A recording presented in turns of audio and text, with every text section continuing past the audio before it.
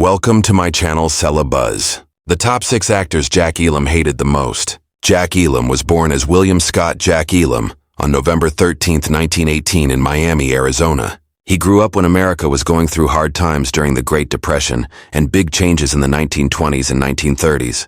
Elam's early life was tough, but he never gave up. When he was a young boy, something bad happened that changed his life forever. He lost the sight in his left eye during a fight with another boy while he was in grade school. That accident was very sad, but it later became one of his most special features. It gave him the look that everyone would remember when they saw him on TV and in movies. His lazy eye, as people called it, was not something he tried to hide. Instead, he used it as part of who he was. In time, it became a big part of his Hollywood identity. Before he became an actor, Jack Elam lived many different kinds of lives that showed how hardworking and good at many things he was. He went to school to learn accounting at Santa Monica Junior College. After he finished school, he worked as a bookkeeper and someone who checked money records for many different companies. Jack Elam was actually really good at working with numbers and money long before he ever acted in front of a camera. He worked with big businesses and even movie companies, which gave him his first taste of what Hollywood life was like. It wasn't until the late 1940s and early 1950s, when he was in his 30s, that he decided to try acting for real. His unusual looks, tough and rough presence, and his special eye condition made him stand out from other people. The people who chose actors for movies quickly saw that Elam could be the perfect bad guy for the rough westerns and crime movies of that time. Elam's career really started to take off in the 1950s when he became known, but in the best way possible, as one of Hollywood's most memorable bad guys. He often played gunfighters, helpers to the main bad guy, and sneaky outlaws whose scary presence could instantly make a scene feel dangerous.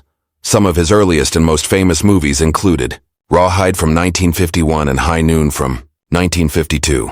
These were two classic Western movies where he proved himself as a really good supporting actor. His rough face, squinting eye, and scratchy voice gave him a special presence that people watching movies couldn't forget. For many years, he was exactly what people thought of when they pictured a Western bad guy. He was the kind of outlaw who didn't need anyone to tell you he was dangerous. Just seeing him on screen was enough to warn people watching that trouble was coming. But Jack Elam was much more than just a bad guy. By the 1960s and 1970s, he began to change into more funny roles. He showed Hollywood that his talents went way beyond just playing outlaws and killers. His timing when telling jokes, his facial expressions, and his ability to make fun of his own scary image made him really good at comedy. One of his most celebrated roles came in Mel Brooks' 1974 funny Western movie called Blazing Saddles. In that movie, he appeared in a part that people remembered during the film's big final battle scene.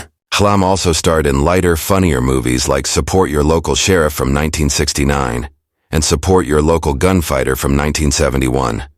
In these movies, his humor shined just as brightly as his scary acting once had. He was proof that even actors known for being tough could change themselves and do really well in new types of movies. Television also became a big part of Elam's career. He appeared in so many Western TV shows including Gunsmoke, Bonanza, Cheyenne, and Have Gun Will Travel. Later, he was a main character in the popular series Alias Smith and Jones, and brought his special presence to shows called The Dakotas and Temple Houston. In the 1980s, younger people got to know him in the comedy series Easy Street, where he acted opposite Lonnie Anderson and Julie Harris. His change from scary outlaw to lovable old man made him liked by people of all different ages. When he wasn't acting, Jack Elam was known as a warm, funny, and down-to-earth man. He was quite different from many of the bad guys he played in movies. Friends and people who acted with him often remembered his humor, kindness, and how willing he was to share stories about Hollywood's best times. He had a reputation as someone who was really professional and could make a movie set happy with both his acting and his personality. Over his long career, Jack Elam appeared in more than 200 movies and television programs. He left behind a legacy that few character actors could match. His ability to make audiences interested, whether by scaring them as a gunslinger or making them laugh with his funny timing, made him one of the most versatile and beloved actors of his time. Jack Elam's personal life was marked by two important marriages that not only shaped his private world, but also gave him stability throughout his often unpredictable Hollywood career. His first marriage was to Jean-Louise Higert, a relationship that began in 1937, long before Elam found fame as one of Hollywood's most recognizable character actors. At that time, Elam was still a young man trying to find his place in the world. and his marriage to Jean gave him a sense of being grounded and having purpose. The couple stayed married for nearly 25 years, sharing life's good times and bad times together. This included the hard years before Elam's acting career took off in the late 1940s and early 1950s. Their marriage lasted for 24 years, which was really rare in Hollywood circles where many marriages break up under the pressures of fame and constant work. Sadly, their time together was cut short when Jean died of colon cancer on January 24, 1961. Her death was a terrible blow to Elam, who had depended on her for strength during his growing up years and early career struggles. Jean's death left an empty space in his personal life.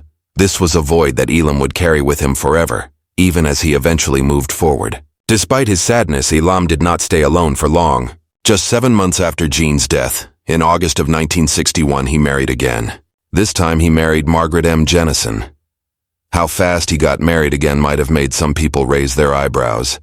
But for Elam, who had spent most of his adult life with a committed relationship, having a companion was a very important part of his life. Margaret gave him new emotional stability and became a supportive partner during the best time of his acting career. By the early 1960s, Elam was really wanted by many people. He appeared in many different movies and television shows, often playing colorful bad guys, drunks, and weird characters that made audiences love him.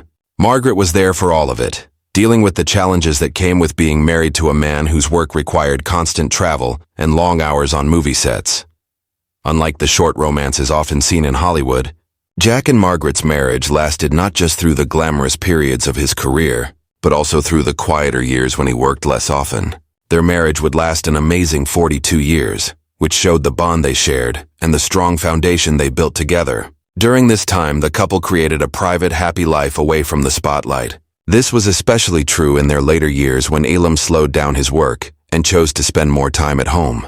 Their lasting partnership showed not only their love for one another, but also Jack's deep appreciation for stability after a career filled with constant change. The love and companionship he shared with Margaret was very different from the often lonely roles he played on screen. This highlighted the difference between Jack Elam the actor and Jack Elam the man. Sadly, their marriage came to an end, not through separation or divorce, but with Jack's death. On October 20th, 2003, after more than 4 decades together, Elam died at their home in Ashland, Oregon. He died from congestive heart failure at the age of 82. His death marked the end of a remarkable life and career, but it also brought an end to one of the most lasting chapters of his personal story, his marriage to Margaret.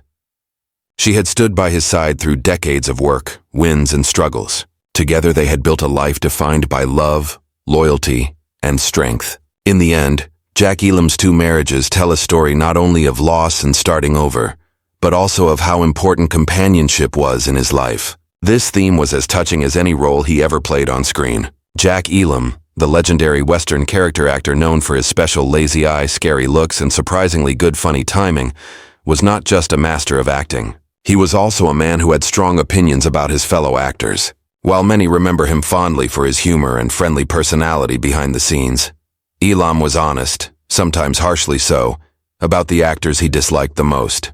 Over his long career, which lasted over 5 decades, he developed both personal and professional problems with certain co-stars and people who worked during the same time as him. The following is a detailed look at the 6 actors he reportedly hated the most, complete with Elam's own pointed observations in quotation marks. These offer rare insight into his private thoughts about Hollywood peers. Number 1. Gary Cooper. Elam's dislike toward Gary Cooper was particularly strong.